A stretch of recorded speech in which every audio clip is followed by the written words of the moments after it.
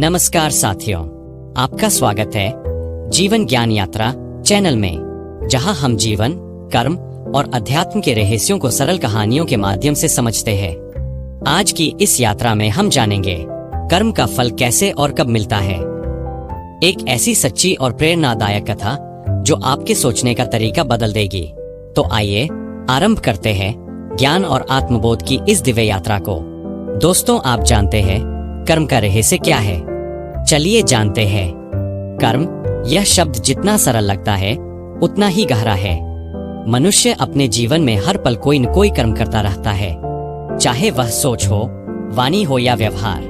भगवान श्री कृष्ण ने भगवद गीता में कहा है, कर्मण्येवाधिकारस्ते मा फलेषु कदाचन, अर्थात मनुष्य का अधिकार केवल कर्म करने में है, फल में नहीं। फिर भी हर व्यक्ति यही जानना चाहता है, मैंने इतना अच्छा किया फिर भी मुझे दुख क्यों मिला? उसने इतना बुरा किया फिर भी वह सुखी क्यों है? यह कहानी इन्हीं सवालों का उत्तर देती है। चलिए जानते हैं एक उदाहरण से सत्यपुर नामक नगर की कहानी। बहुत समय पहले हिमालय की तलहटी में सत्यपुर नाम का एक सुंदर नगर था। वहां के लोग कर्म और धर्म में विश्वास रखते थे। उसी नगर में एक व्यक्ति रहता था, धर्मदास। वह ईमानदार, परिश्रमी और दयालु व्यक्ति था। हर सुबह सूर्योदय से पहले उठकर मंदिर जाता, फिर पूरे दिन जरूरतमंदों की सेवा करता।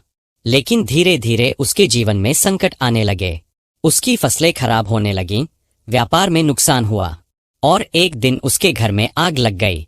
धर्मदास ने भगवान से पूछा, हे प्रभु, मैंने किसी का बुरा नहीं किया, फिर भी मेरे साथ यह सब क्यों हो रहा है? एक दिन धर्मदास निराश होकर नदी किनारे बैठा था।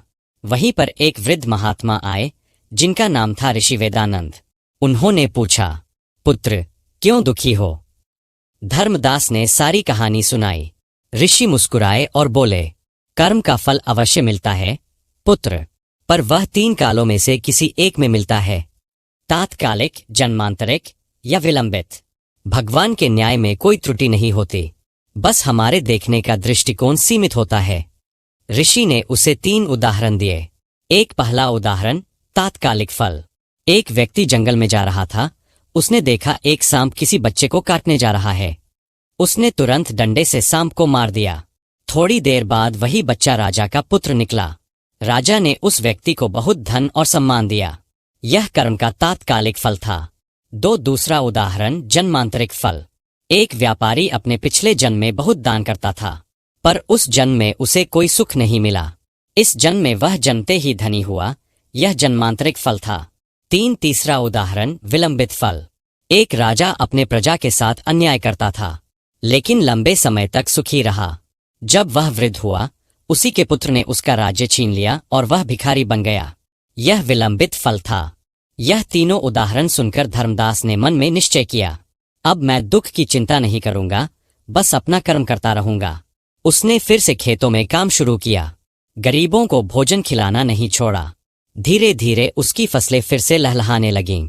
एक दिन उसके खेत के पास खोदाई करते समय सोने का घड़ा मिला। धर्मदास चकित हुआ, लेकिन उसे ईश्वर का आशीर्वाद मानकर उस धन से गांव में एक विद्यालय और धर्मशाला बनवाई। ऋषि वेदानंद आए और बोले, पुत्र, यह तुम्हारे पुराने और वर्तमान दोनों कर्मों का फल है। ईश्वर कभी किसी का हक नहीं छीनते, बस सही समय पर देते हैं।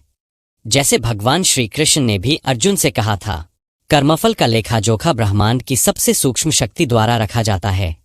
वह शक्ति हमारे हर विचार, हर भावना और हर क्रिया को देखती है। कभी कभी हमें लगता है कि बुरा करने वाला सफल है, परंतु उसका फल अभी अधूरा है। जब समय पूरा होता है तो न्याय स्वयं प्रकट होता है। फिर ऋषि ने आगे बताया, कर्म 3 प्रकार के होते हैं। पहला संचित कर्म, जो पिछले जन्मों के संचित कर्म है। दूसरा प्रारब्ध कर्म, जो इस जन्म में जो फल भोगना निश्चित है। तीसरा क्रियमान कर्म, जो हम अभी कर रहे हैं। हम अपने क्रियमान कर्म से अपने भविष्य को बदल सकते हैं। इसलिए श्री कृष्ण ने कहा, कर्म करते रहो, फल की चिंता मत करो। फिर समय बिताता गया और वर्षों बाद धर्मदास बहुत प्रसिद्ध हुआ। उसकी बनाई धर्मशाला में अनेक यात्री ठहरते थे। वह हमेशा कहता था, जिस दिन मैंने शिकायत करना छोड़ा, उसी दिन मेरा भाग्य बदल गया। उसके जीवन ने लोगों को सिखाया कि ईश्वर न्याय करते हैं, पर उनका समय अलग होता है। कर्म का फल तब मिलता है जब आत्मा उसे भोगने के योग्य हो जाता है। इस कहानी से हमें यह सीख मिलती है, कभी निराश मत हो, कर्म का फल निश्चित है। ईश्वर न्यायप्रिय है, बस हमें धैर्य रखना होता है। अच्छे कर्म करते रहो, क्योंकि वही तुम्हारे जीवन की रक्षा करेंगे। जो आज बोओगे वही कल काटोगे, चाहे जन्म यही हो या अगला। कर्म और फल का संबंध कभी समाप्त नहीं होता, वह आत्मा के साथ चलता है। हम जो भी करते हैं वही हमारे जीवन की दिशा तय करता है। इसलिए सच्चा कर्म वही है जो निष्काम हो, जिसमें फल की लालसा न हो, बल्कि सेवा का भाव हो। जब मनुष्य ऐसा कर्म करता है तो फल अपने आप शुभ बन जाता है, क्योंकि ईश्वर स्वयं ऐसे व्यक्ति के रक्षक बन जाते हैं। कर्म कभी व्यर्थ नहीं जाता, बस समय की रेत में उसका बीज छिपा रहता है। जब योग्य समय आता है तो वही बीज जीवन का वरदान बन जाता है। दोस्तों, हमें उम्मीद है कि यह कथा आपको कर्म और जीवन के गहरे अर्थों को समझने में मदद करेगी। याद रखिए, कर्म कभी व्यर्थ नहीं जाता, बस समय आने पर फल अवश्य देता है।